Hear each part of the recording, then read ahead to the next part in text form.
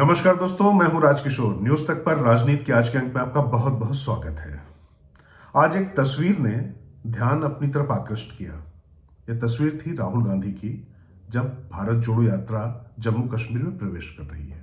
वैसे तो राहुल गांधी की यात्रा लगातार चलती चली आ रही है और रोज कुछ ना कुछ उसमें कुछ नया होता है, कुछ नए लोग जुड़ते हैं, कुछ पुरानी नई बातें होती हैं। लेकिन आज की ये जो तस्वीर थी, ये तस्वीर ही बहुत कुछ बयां करने के लिए बहुत काफी है। पहली बात तो ये कि यह तस्वीर इस बात का अमिट हस्ताक्षर है कि देश के राजनीतिक हालात किस तरीके से बदले हैं, सामाजिक समीकरण किस तरीके से बदला है और किस तरीके से तमाम लोगों के तेवर भी बदले हैं।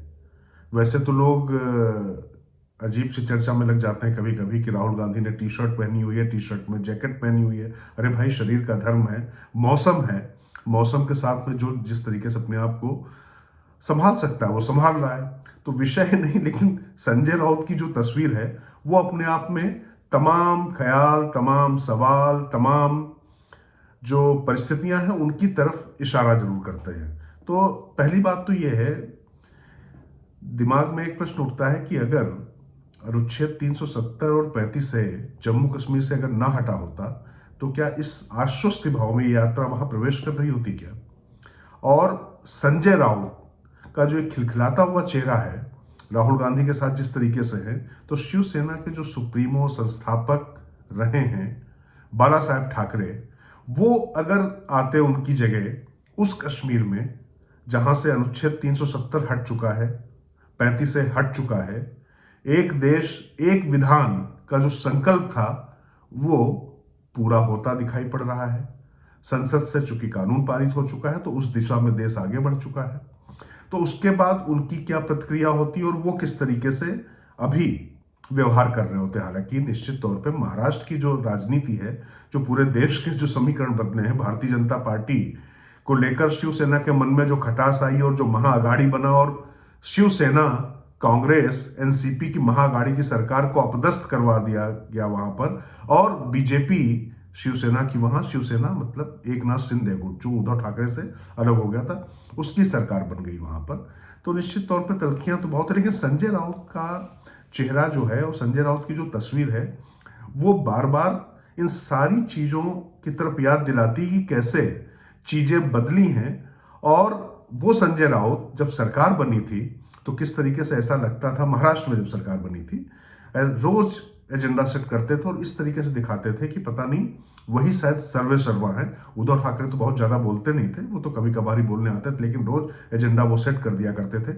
उसके बाद के दिनों में वो नवाब मलिक रोज पूरे देश के मीडिया का एजेंडा सवेरे 10 बजे सेट कर दिया करते थे एक बयान देकर। और अभी राहुल गांधी को लेकर जो संजय राउत की गर्मी, कितनी ज्यादा गर्मी थी, आपको याद होगा वीर सावरकर को लेकर जिस तरीके से माफी वीर और जो वीर सावरकर के चरित्र को लेकर जो तमाम सवाल उठाए थे कांग्रेस ने और खासतौर से राहुल गांधी ने, उसके बाद शिवसेना किस तरीके से उद्विग्न हुई थी, उद्वेलित हुई थी, और संजय राउत ने काफी कुछ कह डाला था और शिवसेना की तरफ से संबंधों को के पुनर्विचार की बात कर दी गई थी। लेकिन देखिए, राजनीति है, राजनीति में फिलहाल गठजोड़ का समय है और पूरी तरीके से शिवसेना भी अपने वजूद के लिए संघर्ष कर रही है और उसे मालूम है कि राष्ट्रीय स्तर पर जब तक उसके पास कोई छतरी नहीं होती तब तक उसके लिए अकेले सरवाइव कर पाना संभव नहीं होता है। तो पहले वो बीजेपी के साथ सरवाइव करते थे, अभी वो कांग्रेस के साथ में लगे हुए हैं, ये समीकरण बदले हुए हैं। तो ये तस्वीर चूंकि कश्मीर में यात्रा प्रवेश कर रही थी, इसलिए बाला साहब ठाकरे और उन संदर्भों में ज्यादा याद आई, क्योंकि अखंड भारत, हिंदुत्व, अनुच्छेद 370, एक देश एक विधान,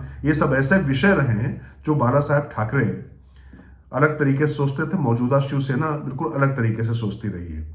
लेकिन ये जो संजय राउत इतना क्यों बिछे हुए हैं, आखिर संजय राउत के इस राहुल गांधी के हाथ पकड़ लेने भर से वो इतना ज्यादा क्यों खुश हुए जा रहे हैं, ये समझने की बात है। और वो भी तब राहुल गांधी की जब बॉडी लैंग्वेज उस तरीके की वेलकमिंग नहीं है, क्योंकि आपने देखा होगा राहुल गांधी, छोटे बच्चे हों, बुजुर्ग हों, तमाम क्षेत्रों से लोग आ रहे हों, तमाम गैर राजनीतिक क्षेत्रों के लोग आए, तमाम फिल्म स्टार आए, तमाम सामाजिक कार्यकर्ता आए, बहुत से लोग आए, उनके साथ में राहुल गांधी किस तरीके से रहे, लेकिन संजय राउत के साथ में वो बहुत घुले मिले नहीं दिखाई पड़ते हैं। उनका शरीर तना हुआ है, बॉडी स्टिफ है। वहीं संजय राउत आप देखिए किस तरीके से पूरी तरीके से गदगद हुए जा रहे हैं, पता नहीं उनको ऐसा क्या मिल गया है। आमतौर पर ऐसा देखा जाता था कि राहुल गांधी की पार्टी के लोग, कांग्रेस के लोग भले ही इस तरीके से बहुत ज़्यादा खुश होते दिखाई पड़े, लेकिन शिवसेना जिस तरीके से अकड़ के साथ बोलती रही है, तमाम मुद्दों पर तन कर बोलती रही है, उसके बाद ये तस्वीर जरूर महत्वपूर्ण हो जाती है।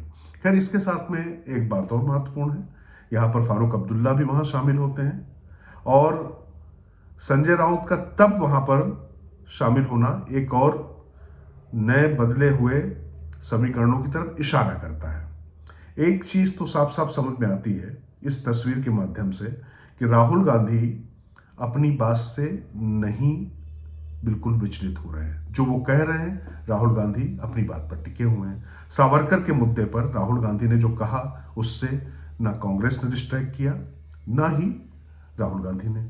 उसके बाद भी संजय राउत वहां पर पहुंचे हुए, जबकि किस तरीके के बयान दिए गए थे।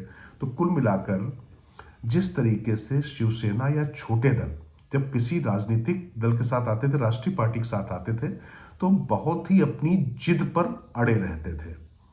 ये बहुत ध्यान से इस बात को समझने की जरूरत है और मुझे लगता है कि अगर आप पकड़ेंगे इस पूरी तस्वीर के मर्म को, तो वो ये है कि जिस तरीके से भारतीय जनता पार्टी पहले वाजपेयी के समय में तमाम छोटे दलों के आग्रह जो होते थे या उनकी जो जिद होती थी, उनके सामने बड़े भाई जैसा दिल करके बिक जाती थी और उनकी बात मान लेती थी, उनको स्पेस देती थी।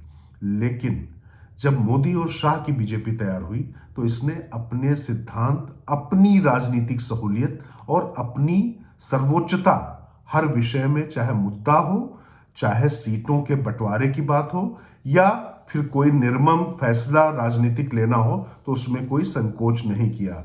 बिहार में अभी उठापटक चल रही है, नीतीश कुमार के साथ इस तरीके से चीजें चली, प्रकाश सिंह बादल भी चले गए, शिवसेना भी चली गई, लेकिन जिस तरीके का विराट समर्थन नरेंद्र मोदी को पूरे देश में मिला हुआ है, तो भारतीय जनता पार्टी ये रिस्क ले रही है और जहां पर नुकसान हो रहा है वहां पर भी वो लंबी योजना के साथ में कूद रही है। तो राहुल गांधी और संजय राउत की इस तस्वीर से एक चीज स्पष्ट हो गई कि राहुल गांधी ने जो एक लंबी लड़ाई छेड़ी है कि वो जो उनके साथ दल आ रहे हैं, उन दलों के आग्रहों के आगे, उन दलों की वैचारिक प्रतिबद्धताओं के आगे अपने जो मूल्य हैं या जो अपनी सोच है, उस पर वो कंप्रोमाइज करने नहीं जा रहे हैं। तो राहुल का ये जो अडिग चेहरा है, वो यहां पर साफ साफ दिखाई पड़ता है।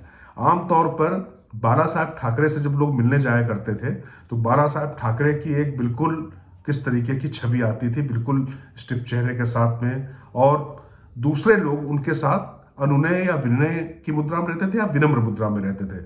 बाला साहब ठाकरे ने अपनी छवि बिल्कुल इस तरीके की बना रखी थी कि वो अविचलित रहते हैं, अडिग रहते हैं। उसी तरीके से यहां पर राहुल गांधी अपनी यात्रा चलाते चले जा रहे हैं।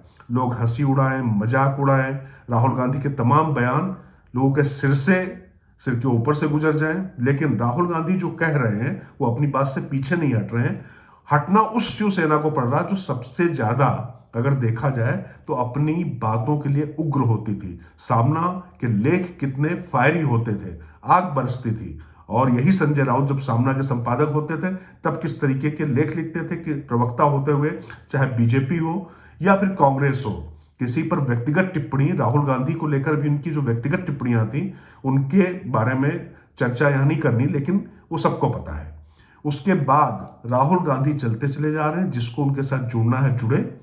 ये तस्वीर उस तरफ इशारा करती है कि शिवसेना या जो दूसरे दल हैं, उनकी इतनी परवाह राहुल गांधी को नहीं है, क्योंकि राहुल गांधी ये जानते हैं कि जब उनकी पार्टी में ताकत होगी, उनके साथ लोग जुड़ेंगे। और इस समय राजनीतिक वातावरण ऐसा है कि लोग उनके साथ जुड़ेंगे जिनको जुड़ना है। तो तमाम लोगों को पत्र लिख रहे हैं, जो आ रहे हैं उनका स्वागत है, जो नहीं आ रहे हैं उनका भी स्वागत है। लेकिन जो अपनी बात कह दी गई थी, क्योंकि वीर सावरकर का एक ऐसा मुद्दा है कि महाराष्ट्र के अंदर उस मुद्दे पर राहुल गांधी के साथ में तमाम कांग्रेसी भी असहज हो जाते हैं, क्योंकि वीर सावरकर को लेकर तो उनकी जो दादी और प्रधानमंत्री इंदिरा गांधी, वो भी नम्र होती थी और उनको उनके तमाम जो स्मारक बने हैं वो उनके समय में ही बने हैं। लेकिन राहुल गांधी ने अपनी एक लाइन ले ली है जो वामपंथी विचारकों से ज्यादा जुड़ी हुई होती थी। वो कांग्रेस की अपनी वैचारिक सोच नहीं है, लेकिन अब राहुल गांधी ने उसको अपना लिया है, तो उस पर शिवसेना को भी पीछे टो करना पड़ रहा है, और वो भी उस कश्मीर में आकर ये तस्वीर बनती है जहां पर 35 से 370 अनुच्छेद 370 को लेकर बाला साहब ठाकरे और दूसरे लोग, बीजेपी के लोग पूरी तरीके से अडिग हुआ करते थे। वहां पर ये सब चूंकि अब हट चुका है, लेकिन उसके बाद वहां पर संजय राउत राहुल गांधी के साथ बिल्कुल गदगद मुद्रा में तस्वीर खिंचाते दिखाई पड़ रहे हैं। मतलब राहुल पूरी तरीके से, जो लोग साथ में हैं, ये बिल्कुल मैसेज क्लियर है कि अब राहुल गांधी जो कहेंगे वही चलेगा, आपके दबाव में आने वाले नहीं है। ये एक बदली हुई तस्वीर है, किस तरीके से शिवसेना जैसा दल भी अब पूरी तरीके से कांग्रेस के साथ जाना उसकी मजबूरी है, क्योंकि भारतीय जनता पार्टी ने उसके लिए कोई स्कोप छोड़ा नहीं है। तो इस तस्वीर के विश्लेषण के साथ ही आज की राजनीति यहीं पर मैं इसको विराम देता हूं। फिर होगी आपसे कल मुलाकात। नमस्कार।